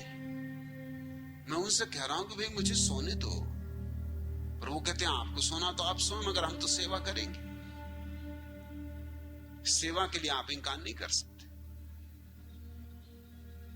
अरे महात्माओं की सेवा तो सदा से चली आई। सो मेरा पांव दबा रहे, कोई मेरा सिर दबा रहा है, अब मैं सोऊं तो कैसे सोऊं? अब इनकी स्वतंत्रता देखूं या अपनी स्वतंत्रता देखूं? आपकी बड़ी कृपा है कि आप मिलना चाहते हैं, लेकिन मेरी कोई इच्छा नहीं रह गई आपसे मिलने की। इतनी देर जो सामूहिक रूप से मिल लेता हूं ये पर्याप्त समझो। ये भी ज्यादा दिन चलेगा नहीं। अगर तुम जैसे महापुरुष आते रहे ये भी बंद हो जाए। इस बात को समझ ही लो ठीक से कि तुम्हारा मेरे ऊपर कोई दावादारी नहीं है, कोई अधिकार नहीं। मैं अपना मालिक हूं, तुम अपने मालिक हो। ठीक तुम्हारी मौज, तुम मिलना चाहते हो, लेकिन अगर मैं न मिलना चाहूं तो हम दोनों को राजी होना चाहिए, तभी मिलन हो सकता है। नहीं तो जबरदस्ती हो जाएगी। यहां लोग आ जाते, मुझे पत्र आते हैं हम सत्याग्रह कर देंगे। मैं कहता हूं तुम करो, मैं कोई गांधीवादी नहीं हूं कि तुम मुझे सत्याग्रह वगैरह से डराओ। मैं तुम्हारे आसपास और लोगों को बिठा दूंगा कि भजन करो।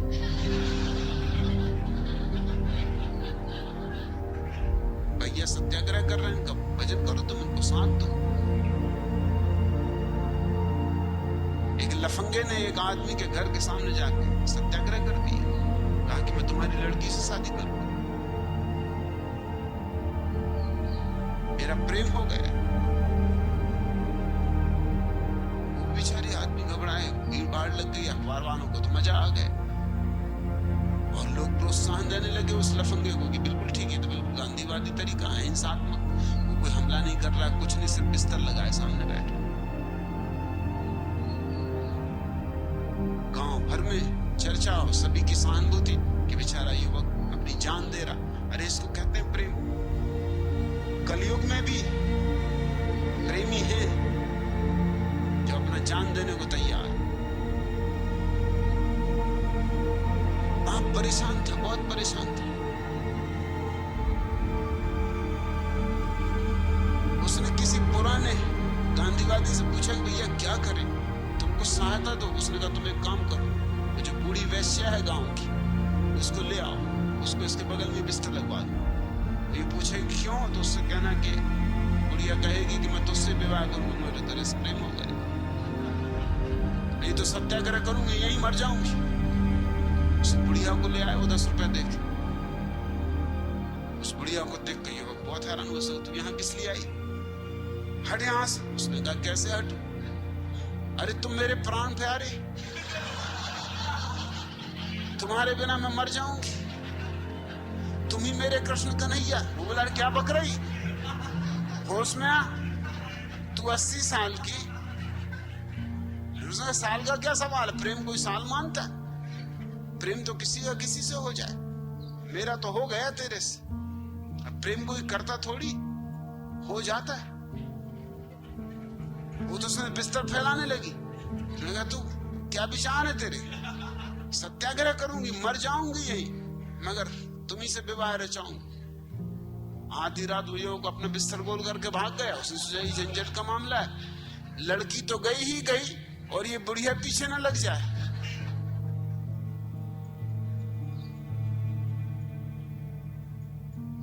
सत्याग्रह करने आ जाते हैं लोग, क्या आपसे मिलके ही रहेंगे? मेरी कोई उत्सुकता नहीं, कोई पीर पैगंबर होने का सवाल ही नहीं। 2 कौड़ी की चीजें पीर और पैगंबर। मुझे छोटी मोटी बातों में रस ही नहीं। तुम लेकिन गलत जगह आ गए। उन्होंने मुझे सलाह भी दी कि क्या प्रश्नोत्तर अनावश्यक लंबा करने की बजाय 10-5 मिनट में उत्तर देकर अधिक प्रश्नों को नहीं निपटा सकते। यहां कोई निपटाया नहीं जा रहे प्रश्न।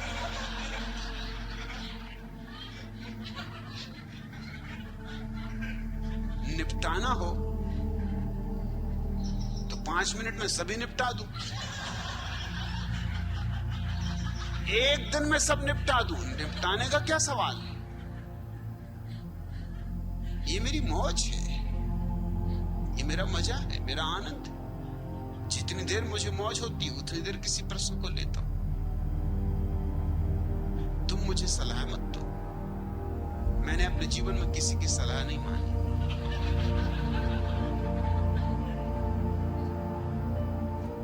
और सिर्फ मूढ़ व्यक्ति ही बिना मांगी सलाह देते,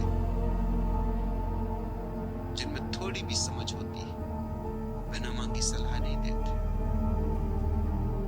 तुम हो कौन जो मुझे कहो कि मैं कितनी देर में किसी प्रश्न को निपटाऊं? सिर्फ इसलिए कि तुम्हारे अनर्गल प्रश्नों का उत्तर देने के लिए समय बचना चाहिए। और पूछा है, पता नहीं आप किस मापदंड से उत्तर देने के लिए प्रश्नों का चुनाव करते। कोई मापदंड नहीं, मेरी मौज। मुझे जो प्रश्न जज जाता है, लगता है प्रीतिकर है, सुखद है, उसका उत्तर देता हूं। यहां कोई गंभीरता और कोई ब्रह्मचर्चा के ही प्रश्न लिए जाते हो ऐसा भी नहीं। यह तो मधुशाला है, मैं गधा है। जो चीज प्रफुल्लित करती है, सुबह उठ के देखता हूं तुम्हारे प्रश्नों, जो प्रश्न मुझे रुचि जाते, बस मेरी आंख को पकड़ लेते कि ये प्रश्न प्यारा है। हो गई बात। कोई मापदंड नहीं, कोई तराजू नहीं जिसमें तौलता हूं बैठ। आने के 10 मिनट पहले बस एक नजर तुम्हारे प्रश्नों को देख लेता हूं, उसमें जो प्रश्न मेरी मौज में आ जाते। ये सारा काम मस्ती का है, ये दीवानों की दुनिया है। यहां तुम कुछ पंडिताओं प्रवृत्ति के आदमी आ गए, तुम कुछ गलत आदमी आ गए, या ये गलत जगह समझो। तुम आदमी अच्छे हो, ठीक हो, ये गलत जगह जहां तुम आ गए। और तुम जितनी जल्दी निकल भागो उतना अच्छा है, क्योंकि तुम असाध्य रोगी मालूम होते। मैंने तुम्हें पहले दिन प्रश्न का उत्तर नहीं दिया। ये प्रश्न अभी आ रहा है उनका, जिसका मैंने उत्तर नहीं दिया। और नहीं दिया सिर्फ इसलिए कि नाहक तुम्हारी फजीयत होगी, मगर तुम फजीयत करवाने पर उतारू हो, तुम्हारी मौज।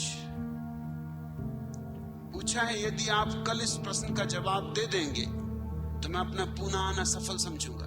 जवाब तो मैं दिए दे रहा हूं, लेकिन पुनः आना तुम्हारा सफल नहीं है, और ना सफल हुआ और ना हो सकता है। तुम बेकार आए, और भूल के अब दोबारा मत आना।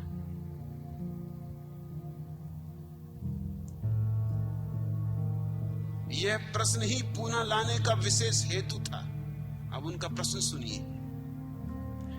मुक्त यौन संबंध के अंतर्गत क्या पिता पुत्री और माँ बेटे के बीच भी यौन संबंध हो सकता है?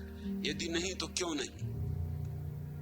ये प्रश्न उन्होंने इतनी बार पूछा है कि मुझे शक है तुम्हें अपनी माँ से यौन संबंध करना है कि अपनी बेटी से, किससे करना है? ये प्रश्न इतनी बार तुम क्यों पूछ रहे हो?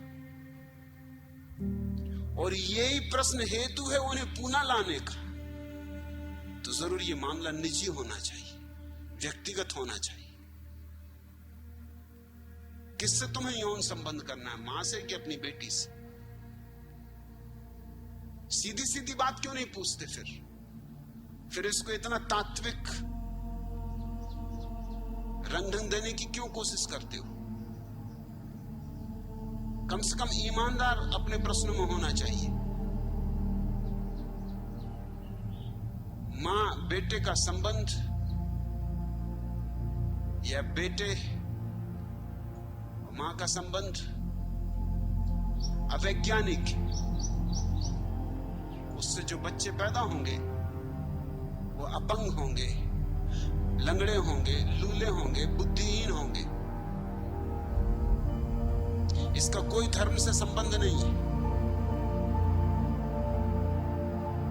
यह सत्य दुनिया के लोगों को बहुत पहले पता चल चुका, सदियों से पता रहा है। विज्ञान तो अब इसको वैज्ञानिक रूप से सिद्ध कर सका। भाई बहन का संबंध भी अवैज्ञानिक है, इसका कोई नैतिकता से संबंध नहीं। सीधी सी बात इतनी है कि भाई और बहन दोनों के वीर्य कण इतने समान होते कि उनमें तनाव नहीं होता, उनमें खिंचाव नहीं होता। इसलिए उनसे जो व्यक्ति पैदा होगा वो फुटफस होगा, उसमें खिंचाव नहीं होगा, तनाव नहीं होगा, उसमें ऊर्जा नहीं होगी। जितने दूर का नाता होगा उतना ही बच्चा सुंदर होगा, स्वस्थ होगा, बलशाली होगा, मेधावी होगा। इसलिए फिक्र की जाती रही कि भाई बहन का विवाह ना हो, दूर संबंध खोजे जाते रहे जिनसे गोत्र का भी नाता ना हो, 3, 4, 5 पीढ़ियों का भी नाता ना हो।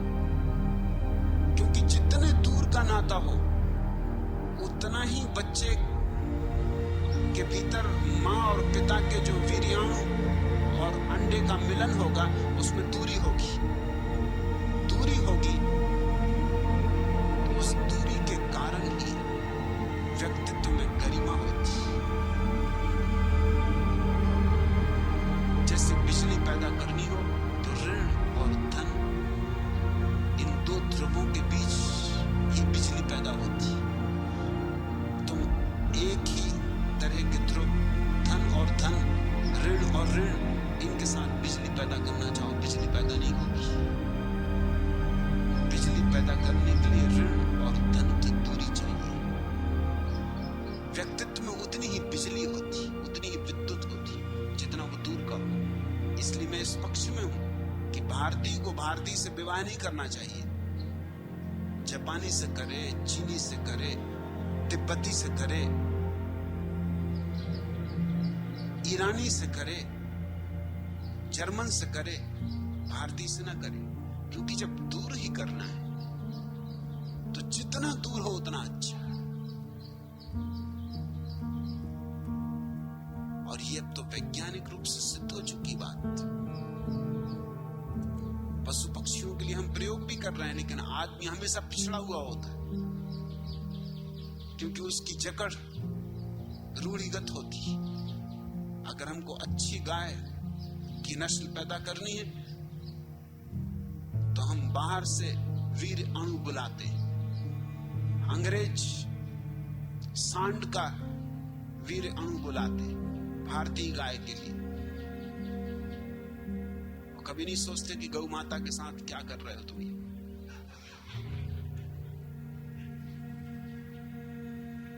गौ माता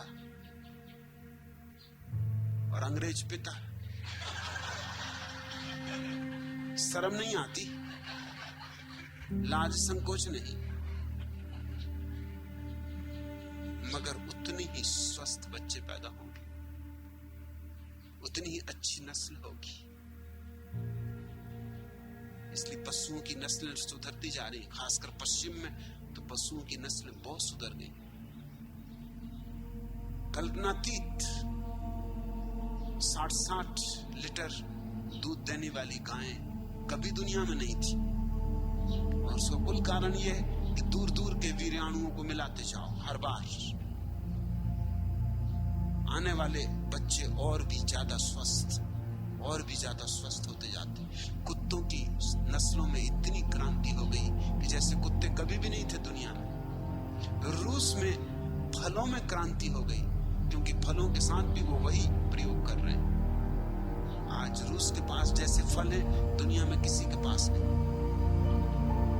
उनके फल बड़े हैं, ज्यादा रस भरे हैं, ज्यादा पौष्टिक और सारी तरकीब एक है। जितनी ज्यादा दूरी हो, ये सीधा सा सत्य आदिम समाज को भी पता चल गया था, मगर स्वामी शांतानंद सरस्वती को अभी तक पता नहीं। और वो समझते हैं कि बड़े आधुनिक आदमी, रूढ़ियों के बड़े विरोध में। इसलिए भाई बहन का विवाह निषिद्ध था, निषिद्ध रहना चाहिए। असल में चचेरे भाई बहनों से भी विवाह निषिद्ध होना चाहिए। मुसलमानों में होता है, ठीक नहीं। दक्षिण भारत में होता है, ठीक नहीं, अवैज्ञानिक। और मां बेटे का विवाह तो एकदम ही मूर्खतापूर्ण, एकदम अवैज्ञानिक, क्योंकि वो तो इतने करीब का रिश्ता हो जाएगा कि जो बच्चे पैदा होंगे बिल्कुल गोबर गणेश होंगे। हाँ, गोबर गणेश चाहिए हो तो बात अलग, पूजा वगैरह के काम में उपयोगी रहेंगे। बिठा दिया उनको, हर साल गणेश जी बनाने की जरूरत नहीं, ले आए गणेश जी, अपने घर घर में गणेश जी बिठा दिया, पूजा वगैरह कर ली। उनको तुम सिरा भी आओ तो वो कुछ भी ना कहेंगे, चुपचाप डुबकी मार जाएंगे कि क्या करना। लेकिन ये प्रश्न तुम्हारे भीतर इतना क्यों तुम्हें परेशान किए हुए है? इसमें जरूर कोई निजी मामला है जिसको तुम्हारी कहने की हिम्मत नहीं। और बात तुम बड़ी बहादुरी की कर रहे हो, बात ऐसी कर रहे हो जैसे कि मुझे चुनौती दे रहे हो।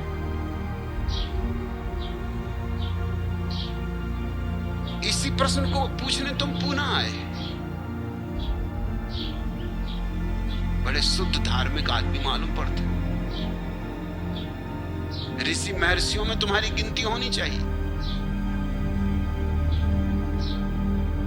थोड़ा सोचा भी तो होता कि अगर मैं इसका उत्तर नहीं दे रहा हूं, बार बार तुम पूछ रहे हो रोज, तो कुछ कारण होगा। इसलिए नहीं दे रहा था कि तुम बदनाम होगे, तुम्हारी मां बदनाम होगी, तुम बदनाम होगे, तुम्हारी बेटी बदनाम होगी, कुछ ना कुछ मामला गड़बड़। और तुम चाहते हो कि मेरा समर्थन मिल जाए। शायद तुमने इसलिए सन्यास लिया है। तुम्हारा सन्यास झूठा और थोथा है। तुम यहां सन्यास लेने इसलिए आ गए हो, मेरा सन्यास, कि तुमको यह आशा होगी कि मैं तो सब तरह की स्वतंत्रता देता हूं, इसलिए इस बात की भी स्वतंत्रता दे दूंगा। ऐसे कुछ लोग हैं। एक सज्जन आ गए थे, वो इसलिए सन्यास लिए, उनको अपनी बहन से प्रेम। सन्यास लेने के बाद दोनों ने सन्यास ले लिया, फिर कहा कि अब आपको हम कह दें कि ये मेरी बहन है और सब लोग हमारे विरोध में हैं, इसलिए हम आपकी शरण आए, इसलिए हमने सन्यास लिया है। मैंने कहा, इसलिए सन्यास लेने की क्या जरूरत थी? अब ये सन्यास सिर्फ एक आवरण हुआ तुम्हें बचाने का, और तुम जाके प्रचार करना कि मैं तुम्हारे समर्थन में हूं। मेरे दुश्मन मुझे जितना नुकसान पहुंचाते हैं, उससे ज्यादा नुकसान तुम तरह के लोग मुझे पहुंचाते हैं। तुम ही हो असली उपद्रव का कारण। अब उस आदमी की इच्छा यह है कि मैं आशीर्वाद दे दूं कि शादी हो जानी चाहिए बहन भाई की। मैंने कहा, ये तो गलत है। तुम चाहे सन्यास लो चाहे ना लो, मगर ये बात गलत है। और तुमने जिस कारण सन्यास लिया वो तो बिल्कुल ही गलत है। सिर्फ तुम अपने पाप को छिपाना चाहते हो सन्यास की आड़ में। लोग सोचते हैं कि मैं हर तरह की चीज के लिए राजी हो जाऊंगा। इस भूल में मत रहना। जरूर मैं स्वतंत्रता का पक्षपाती हूं। मुक्त यौन से भी लोग गलत अर्थ ले लेते हैं। मुक्त यौन का यह अर्थ नहीं होता जो तुम्हारे मन में बैठा हुआ है। कुछ भारतीय यहां आते हैं सिर्फ इसीलिए कि वो सोचते हैं यहां मुक्त यौन की सुविधा है, कि हर किसी स्त्री को पकड़ लो, कोई कुछ नहीं कहेगा। मुक्त यौन, तुम गलती में हो। यहां की सन्यासियां तुम्हारी इस तरह की पिटाई करेंगी कि तुम्हें जिंदगी भर भूलेगी नहीं। ये कोई भारतीय नारियां नहीं है कि घूंघट डाल के और चुपचाप चली जाएंगी कि कौन झगड़ा करे, कौन फसाद करे, कोई क्या कहेगा। ये तुम्हारी अच्छी तरह से पिटाई करेंगी। मुक्त यौन का ये अर्थ नहीं है। यहां मुझे रोज शिकायतें आती हैं पाश्चात्य सन्यासियों की कि भारतीय किस तरह के लोग हैं, कोहनी ही मार देंगे कुछ नहीं तो। मौका मिल जाएगा धक्के ही लगा देंगे। मैं उनसे कहता हूं इन पे दया करो, ये ऋषि मुनियों की संतान। और अभी बेचारे क्या करें, ऋषि मुनि सब अमेरिका चले गए।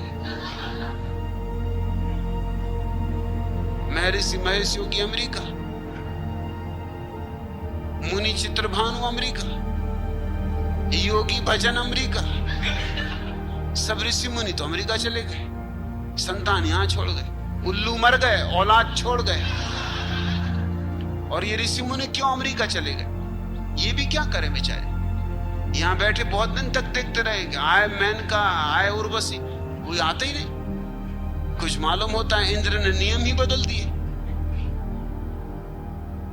न उर्वशी आती न मेनका आती। ये बेचारे बैठे हैं, माला जप रहे हैं, आंखें खोल खोल के बीच में देख लेते, न उर्वशी न मेनका, कोई नहीं आ रहा। मामला क्या है? फिर उनको एकदम होश आता है, कह रही यहां कहां उर्वशी मेनका, हॉलीवुड। हॉलीवुड यानी हॉलीवुड, उसी पवित्र स्थल पे चले। तो ये सब हॉलीवुड में रहने लगे जाके, और उनकी संतान यहां है। ये सदियों का दमन है। मुक्त यौन से मेरा अर्थ ये नहीं है कि तुम हर किसी स्त्री को धक्का मार दो, कि हर किसी स्त्री का हाथ पकड़ लो, या हर किसी स्त्री को तुम उठा के ले जाने लगो। मुक्त यौन का अर्थ ये है कि जिससे तुम्हारा प्रेम है और जिसका तुमसे प्रेम है।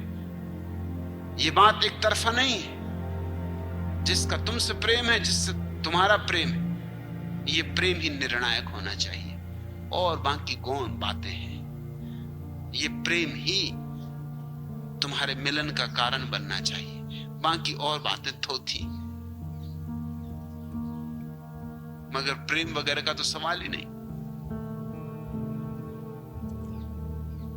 प्रेम वगैरह तो तुम भूल ही गए, धक्का मुक्की याद रही।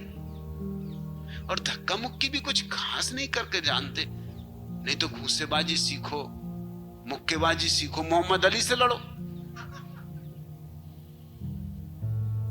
अरे मोहम्मद अली सोलो छोड़ो, तुम अगर घूसेबाजी टुनटुन से भी करो तो मात खाओगे, चारों खाने चित्त पड़ोगे। मगर भीड़ भाड़ में किसी स्त्री को धक्का दे देना, कुछ थोड़ी तो समझ बूझ, कुछ थोड़ी तो मानवीय गरिमा का ख्याल करो, कुछ थोड़ी तो अपनी प्रतिष्ठा का भी ख्याल करो। मगर तुम्हारे भीतर ये सब सांप बिच्छू सरक रहे।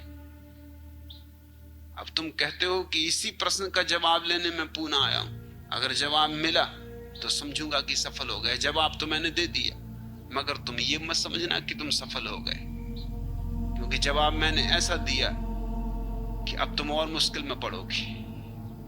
तुम आए होगे कि मैं कहूंगा कि हाँ वत्स आशीर्वाद, कि बेटा खुश रहो, जो भी करना हो सो करो, सब ठीक है।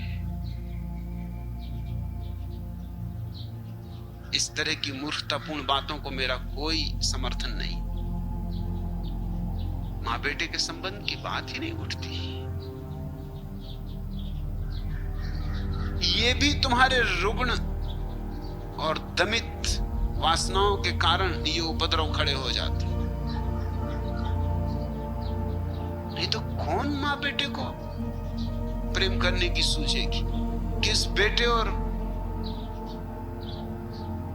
के साथ मां यौन संबंध बनाना चाहेगी? या कौन बेटा अपनी मां से यौन संबंध बनाना चाहेगा? या कौन पिता अपनी बेटी से यौन संबंध बनाना चाहेगा? जब सब तरफ द्वार दरवाजे बंद होते और तुम्हारे जीवन में कहीं कोई निकास नहीं रह जाता, तो इस तरह की गलतियां शुरू होती, क्योंकि ये सुविधापूर्ण है। अब बेटी तो असहाय है, बाप के ऊपर निर्भर है, तुम उसे सता सकते हो। दूसरे की बेटी को छेड़खान करोगे तो मुसीबत में पड़ोगे। मुल्ला नसरुद्दीन अपने बेटे को कह रहा था कि क्यों रे फजलू, तुझे शर्म नहीं आती? तुझमें अकल है या नहीं कि दूसरे की मां बहनों को छेड़ता है? फजलू ने कहा कि अकल नहीं? अरे अकल है इसलिए तो दूसरों की मां बहनों को छेड़ता हूं। अकल ना होती तो अपनी मां बहनों को छेड़ता नहीं।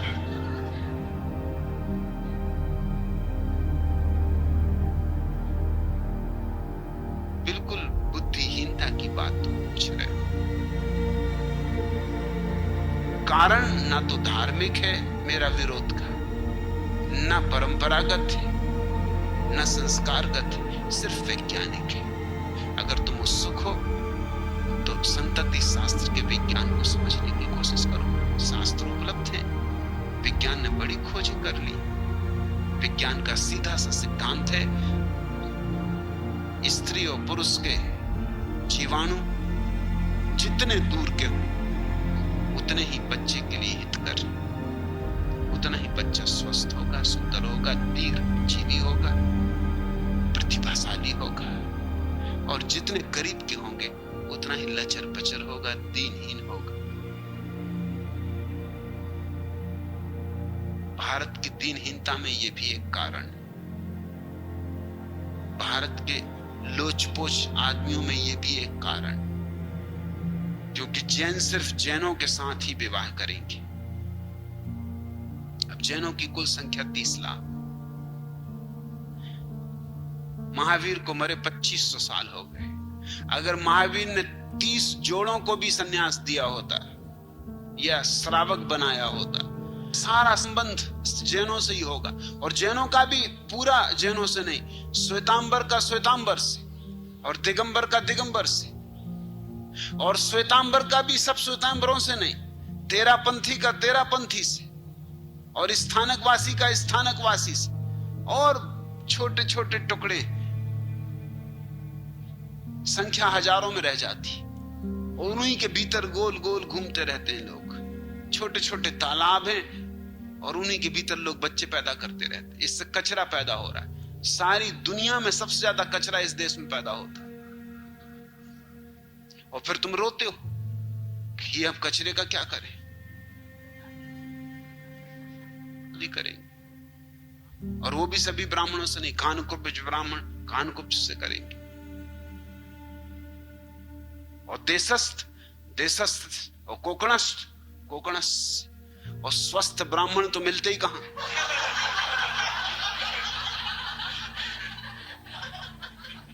वो तो असंभव ही है। कोकणस्थ देशस्थ स्वस्थ का पता ही नहीं चलता। मुझे तो अभी तक नहीं मिला कोई स्वस्थ ब्राह्मण।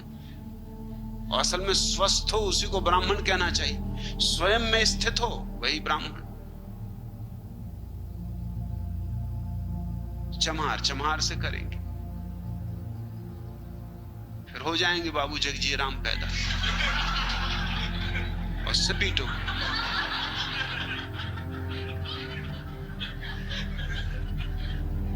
फिर इनके सौंदर्य को निरखो, कविताएं लिखो।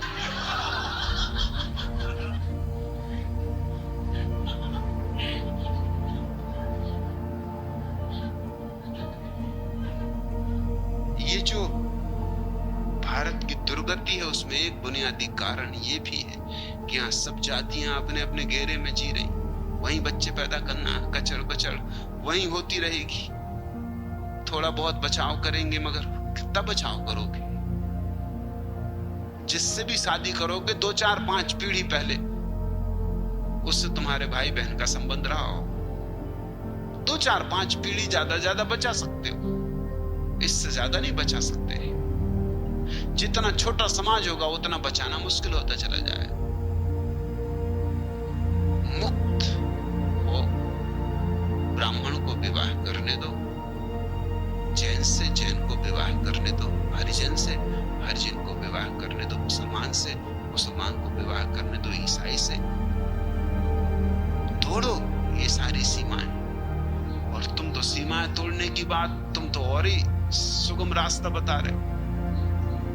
गजब की बात बता रहे हो स्वामी शांतानंद सरस्वती कि कहां जाना दूर। अरे घर की बात घर में ही रखो। घर की संपदा घर में ही रखो, अपनी बेटी से ही शादी कर लो, कि अपनी मां से ही शादी कर लो।